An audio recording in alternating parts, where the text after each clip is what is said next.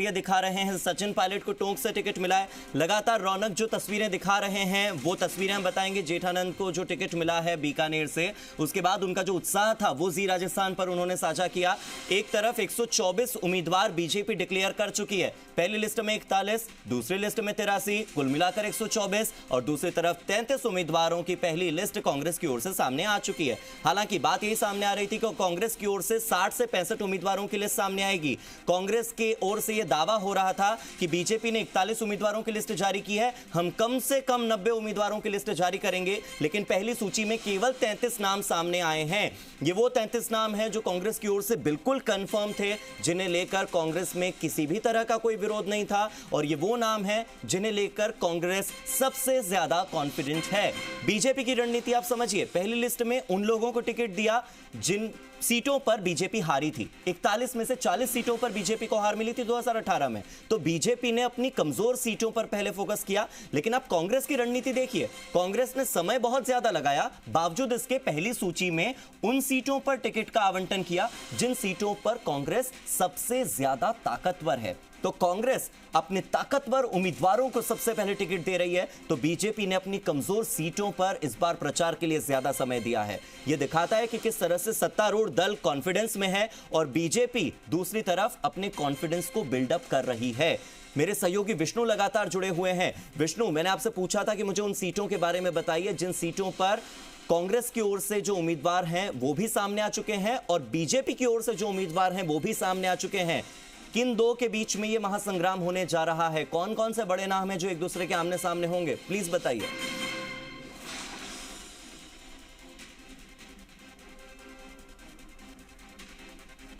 सूचियां जारी कर चुकी है, वहीं कांग्रेस की ओर से 33 प्रत्याशियों की सूची जारी हो चुकी है पहली।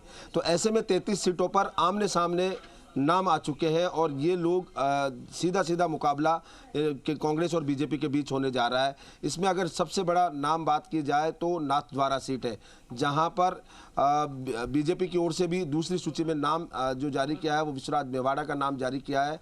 तो और यहां पर सीपी जोशी का नाम घोषित किया गया है। विधानसभा अध्यक्ष सीपी जोशी हैं, कई बार के एमएलए हैं और अब जो राज परिवार है मेवाड़ के, उनका उत्तराधिकारी उनके सामने चुनौती बनकर उतरेगा। तो दोनों सीटें हैं। ऐसे ही सांगानेर की बात की जाए तो यहाँ पर सांगानेर में नाम कांग्रेस की ओर से पूर्व जो पहले प्रत्याशी रहे हुए हैं पुष्पेंद्र भारद्वाज, उन पर दांव खेला है। वहीं बीजेपी की ओर से नया चेहरा यहाँ पर उतारा गया है भजनलाल शर्मा के रूप में। भजनलाल शर्मा महामंत्री हैं। मालवीय नगर की बात की जाए तो जो पुराने चेहरे थे कांग्रेस और बीजेपी के बीच में, उन दोनों में फिर मुकाबला होगा। बीजेपी की ओर से कालीचरण सर्राफ को टिकट दिया गया, वहीं अर्चना शर्मा को यहाँ पर भरोसा जताया है कांग्रेस की ओर से।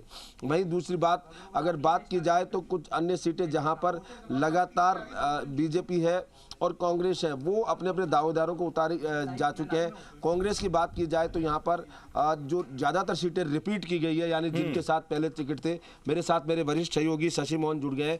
शशि, कांग्रेस ने भी अपनी पहली सूची जारी कर दी है, क्या किस तरह का आधार है इस सूची में, क्या देखा जा रहा है? विष्णु, दो चीजें हैं। एक तो 124 सीटें बीजेपी की हैं और दूसरी तरफ कांग्रेस की 33 सीटें। एक ललित कुमार यादव मुंडावर से नया नाम है, बाकी सभी 32 नाम रिपीट हैं। नौहर से अमित चाचान एक बार विधायक रह चुके हैं, इनके पिताजी एक बार लड़ चुके हैं नौहर सीट से। राजेंद्र चाचान वो हार चुके हैं। कोलाय से भंवर सिंह भाटी 2 बार जीत चुके हैं। देवी सिंह भाटी से संभवतः इनका मुकाबला होगा। ऊर्जा मंत्री है। देखिए, मंत्रियों की लिस्ट में अगर देख लें तो भंवर सिंह भाटी पहला नाम है, ममता उपेश दूसरा नाम है और अशोक गहलोत तीसरा नाम है। चौथा नाम महेंद्रजीत सिंह मालवीय का